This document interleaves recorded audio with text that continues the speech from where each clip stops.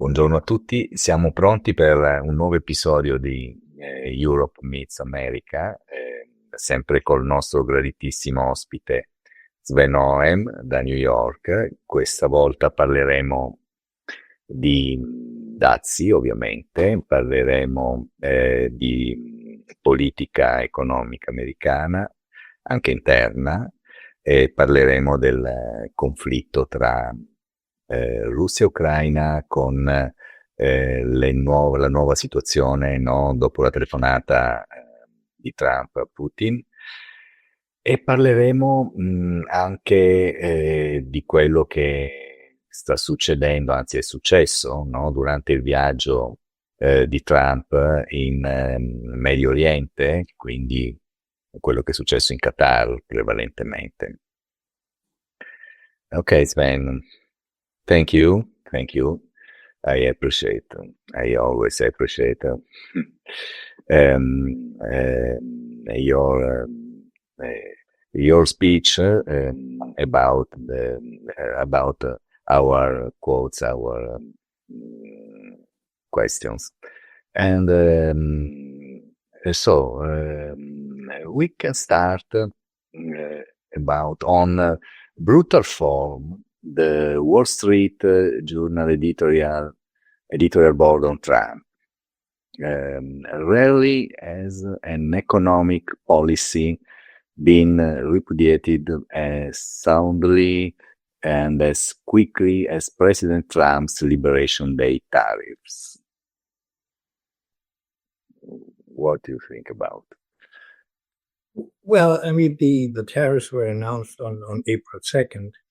So, since then, discussions have started. There's now a period until July 9, when countries talk to the U.S. government, or the U.S. government talks to the countries to negotiate some agreement for the specific country. So Great Britain has done it with the U.S., and now Great Britain has also done it with Europe. I mean, these agreements usually are more like outlines. They don't contain the very details, but they certainly show that both or all parties are interested in talking to each other to see what is the best possible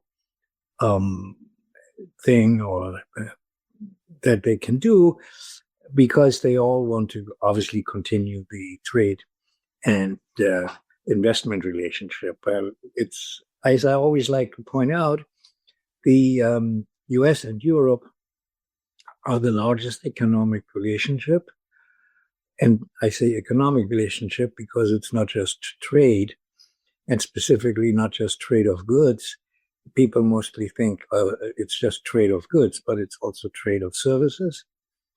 And it's also investments. Last week, there was a big meeting in Washington, the Select USA Summit, where agencies are all from the various states and cities in the U.S. Are there, and they want to meet with investors from outside of the U.S. to assist them investing in the United States. So this investment relationship is also the largest one in the world, US in Europe and Europe in the US, much larger than investments in China. And people always think China is the big issue, but it's also Europe and the US. They've built us up over obviously many years after World War II. And so I always think that investments in a factory are almost more important than trade, because once you have a factory, you want to keep it and you don't want to give it up. So it's much more difficult to say, I'm going to give up the factory and not produce anymore here, than to say, I'm not going to trade. So in principle, I think what people think now, today, is the fact that there are negotiations going on between the various trading partners. And there also seems to be more respect, if I can call it that, towards the trading partners. And we'll have to see what deals will be done by July 9th. But also the European Union is working on it. And last Saturday or Sunday in Rome, von der Leyen, the president of the EU, briefly met with Vice President Vance, and apparently they had a very cordial, good discussion for the time that was available there. Thank you. And another very important situation is Moody's. Moody's downgrades U.S. credit rating to AA1 from AAA. Moody's downgrade means the U.S. will have to pay more to borrow money, adding to the national debt. Not great. Yeah, the comments that you read about that are almost like, well, the U.S. is the largest economy in the world. It is the place where most people want to do business. So yes, the downgrade the downgrade is linked to the budget deficit, and that's a different issue that we can also talk about. So it's something that obviously gets noticed, and will probably also be noticed by the Federal Reserve, and we will see what in the long run the outcome is. So there's no panic here because the US by far is the largest economy, and the dollar is still and continues to be the number one currency, and that is not likely to change. So it's a downgrade, yes, but it's not dramatic. I understand. And Trump slapped tariffs on Walmart and is now demanding the company eat the tariffs. Then close this post with a thinly veiled threat. Remind me, where is that free market anti-communist mega chore when the bully is their guy? Well, it's that's political rhetoric. I mean, and President Trump is always kind of fast to comment on things. Walmart hasn't responded the same way, so they say we'll see how things develop, so to speak, and we'll make the adjustments. Obviously, they want to sell, and if the prices at Walmart are too high, then they will have a tough time selling their products. It's not their products, but what they offer at the stores. So it remains to be seen, and they also have to see, obviously, what the outcome of these discussions about the tariffs are by July 9. So I think that's more like for the media what he said, and but it's also up to the companies, the individual companies, to decide how they want to take care of the tariffs. So that's my opinion on that. Okay. And Trump in Qatar. Donald Trump on accepting $4,000 million plane from Qatar. I would never be one to turn down that kind of an offer. I mean, I could be a stupid person, say, no, we don't want a free, very expensive airplane. But it was, I thought it was a great gesture. It's not weird, all this. Well, this has to do with the fact that the planes that President Trump is using for travel, the 747s, are, I think they're now 30 years old, and so they need a lot of maintenance. the new planes have been ordered, but there are delays in building them, and that may also have to do with the fact that they need new features all the time. And this is more for security issues and so on. And so the opportunity that came up that Qatar offered a plane to the president, I guess he said, that's great, I'm going to take it, because that plane he can use fairly immediately. The planes that are to be built are probably not going to be ready until after his presidency. So he likes to have a good, reliable plane. And, Yes, and but- that's not a discussion anymore here in the US. I mean, like a week ago when he was there, but now it's not really on top of the agenda. Yes, but don't you think there is a kleptocracy problem on Trump administration? Attorney General Pambondi sold over 1 million in shares on April 2. That same day, after the market closed, Trump's Liberation Day press conference and stocks tumbling. Nothing to see here, right? Well, I mean, anything that is not legal, so to speak, will be investigated. It just takes time. So the system of checks and balances is still in place, and it will continue to be in place. I don't have doubt. The stock market has also recovered. It's been doing quite well lately. So we'll have to see. I mean, there is obviously always some panic that people want to create in the discussions, but it's not necessarily what the overall mood is. So not kleptocracy risk. Okay. And now about Putin. Trump on his phone call with Putin. I believe it went very well.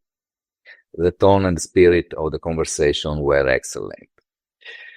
Translation: Putin once again refused to agree to the 30-day ceasefire Ukraine accepted, but I still won't hold him accountable or impose sanctions. What do you think about? Well, the discussions continue. I mean, it's not just President Trump talking to Putin.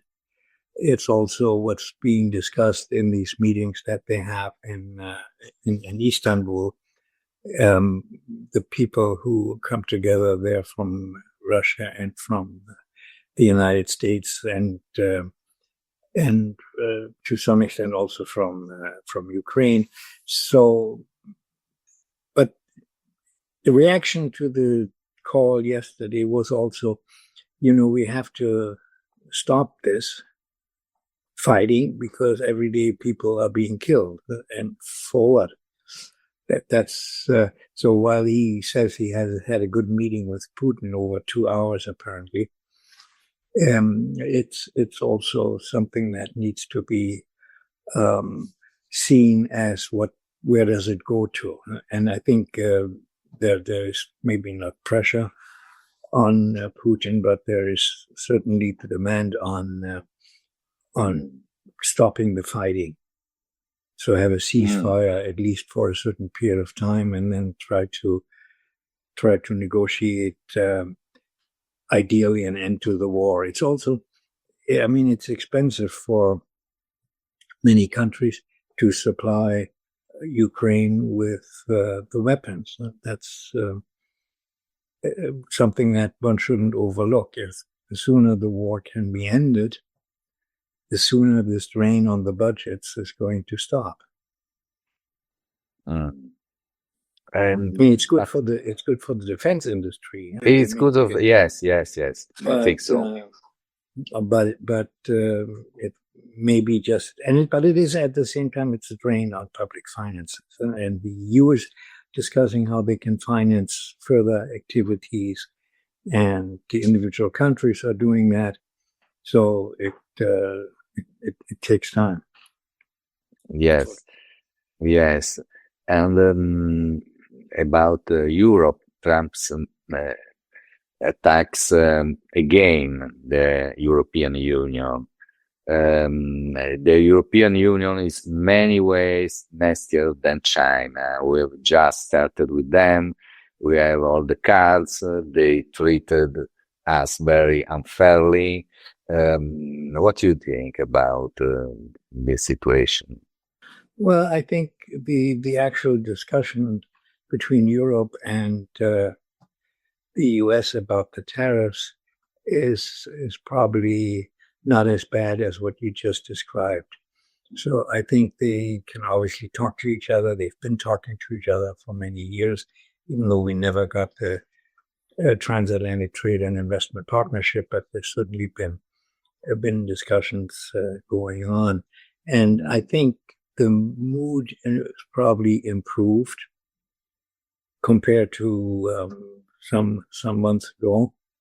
So we'll have to see. One suggestion that I heard the other day, and I'm not sure that is going to happen, was in an interview, former Prime Minister of Italy, Renzi, said that Draghi, the former Italian central banker, Yes. and the European central banker, should be put in charge of the discussions. I don't think it's going to happen, but it is certainly an interesting idea. But at the same time, there are many people in Europe that know what has to be talked about, what the issues are, and they may also be able to resolve these issues. So I wouldn't be too concerned. It's also because we're not yet at July 9th, but there are meetings going on. People are talking about these issues, trying to resolve them to some extent. And obviously in the end, it will be an agreement where the outlines are listed, and then the details still have to be discussed. Yes, Draghi, on my opinion, Draghi could be the best man for a deal with USA and China too, and Draghi could be the best man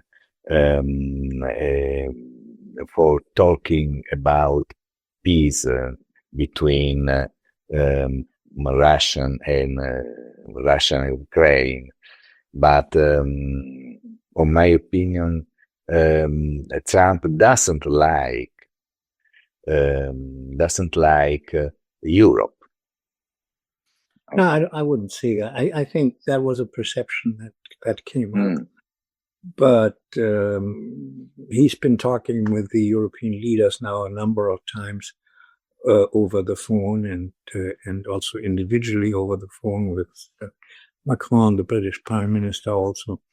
And so I wouldn't say that. And also, because you have to remember these large investments of U.S. companies in Europe, and they obviously are not interested in having trade issues with Europe. So, because then it would be bad for their business.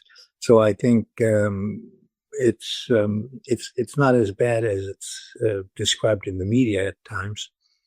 And just coming back to Draghi, the problem is, of course, he had to be authorized by someone, and he doesn't have a public function. There is probably no function within the European Union set up to give to him to be able to negotiate. He can be an advisor, obviously, and maybe he is, we don't know, to the president of the EU and the people who negotiate. But I wouldn't be too pessimistic. Yeah. Okay. And the corruption in Trump's second administration. surpasses even the worst excesses of the first Gilded Age, proof that American justice now operates in chaos, and at the highest of these, the law no longer applies to the lawbreakers. What do you think about? Well, I think those what you just mentioned, that comes mostly from Europe, the perception, and it may be, and I don't think it's right. I mean, the American legal system, the system also of checks and balances, is maybe complicated, but it definitely takes time, and so, and I'm not that pessimistic about it. We will see how it plays out, but the Supreme Court will make more decisions, has already made some decisions, and I think they are usually based on legal facts. So again, I would not be too concerned about it. Okay. But we'll have to see. I mean, we're only like 4 months into this, or maybe 5 months now, into this administration, and we'll have to see how it plays out and how things develop. Yes, so is a European perception, this situation. Okay, I understand. And Trump is taking steps no recent president would even considered. He abandoned the unified Western position to back Ukraine as long as it takes by negotiating directly with the Russian President Vladimir Putin, and declared that Kiev will never get Crimea back and Moscow a deal now. Then he endorsed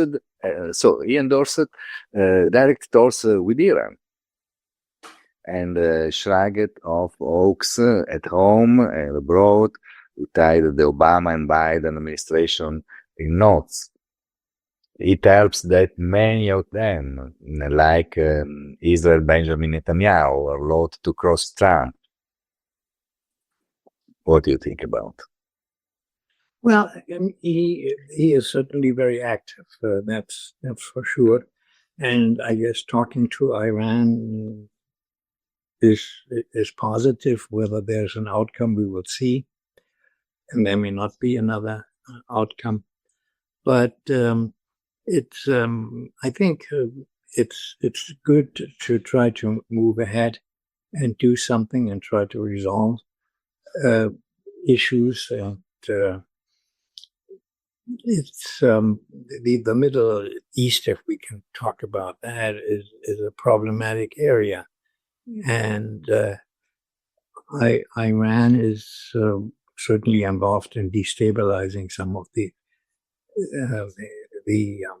countries or regions, and if that can be stopped in some way or other, that would be positive. By the way, I wanted to add that there are now people who say they are less pessimistic. They don't think the U.S. will go into a recession, to some extent because the tariffs are being reviewed, and 25% is not going to apply to many of the products. But we'll have to see. I mean, we can do another podcast when we're couple of more weeks down the road and review the situation then. But is Trump a Netanyahu friend or not? No, they had a good, fairly good relationship, but apparently it is under some stress at the moment. I think Trump is a Netanyahu friend, and I am optimist about it. Yeah, but it's all part of how the situation there can be resolved, and that's something that will unfortunately take a lot of talks, negotiations, and hopefully will be settled. But I am very not so optimist as you, and not so optimist as you about American situation, American politician in this moment. There is a perception when I read European media, Yes. maybe excluding the British, they're very critical of President Trump and his administration. But also to some extent, when I read about it, it has to do with the fact that they don't understand it. Yes. In detail. Thank you very much. But we'll talk again and then we'll see. Yes, very soon. Yeah.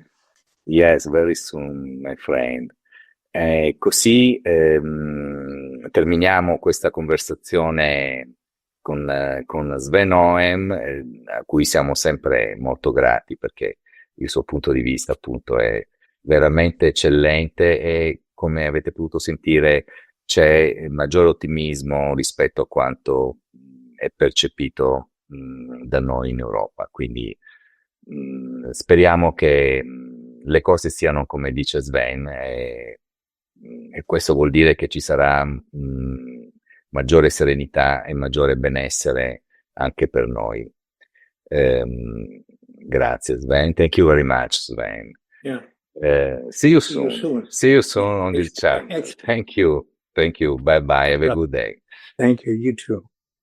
Thank you.